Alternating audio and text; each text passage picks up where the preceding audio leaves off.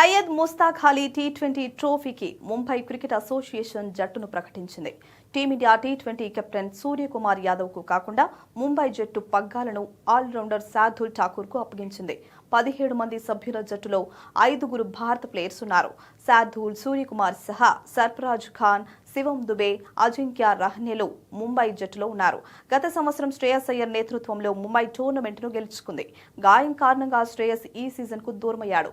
Wicket కీపర్లుగా Raghuvanshi, Hardik తామూర్లను MCA సెలెక్టర్లు జట్టులోకి తీసుకున్నారు. Fast బౌలర్లు తుషార్ దేశ్పాండే, తనుష్ కోటియన్ ఎంపికయ్యారు.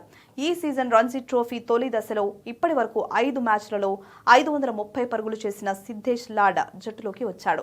రంజీ ట్రోఫీలో ముంబై తరపున రాణించిన సిద్ధేష్ లాడ్ వైట్ బాల్ టోర్నమెంట్లో సత్తా చాటడానికి సిద్ధంగా ఉన్నాడు.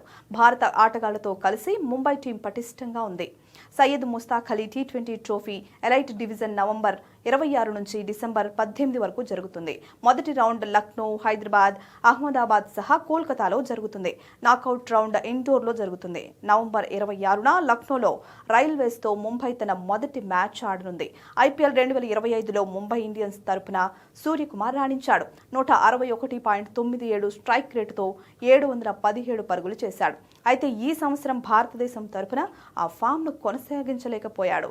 ఆసియా కప్లో 6 ఇన్నింగ్స్లలో 72 పరుగులు మాత్రమే చేశాడు. ఆస్ట్రేలియా పర్యటనలో 4 టీ20 ఇన్నింగ్స్లలో 84 పరుగులు చేశాడు. ఈ సంవత్సరం ఇప్పటి వరకు ఒక్క అర్ధ సెంచరీ కూడా చేయలేదు. దక్షిణాఫ్రికాతో వచ్చే నెలలో ప్రారంభమయ్యే 5 మ్యాచ్ల టీ20 సిరీస్లో సూర్య రాణించాలని చూస్తున్నాడు.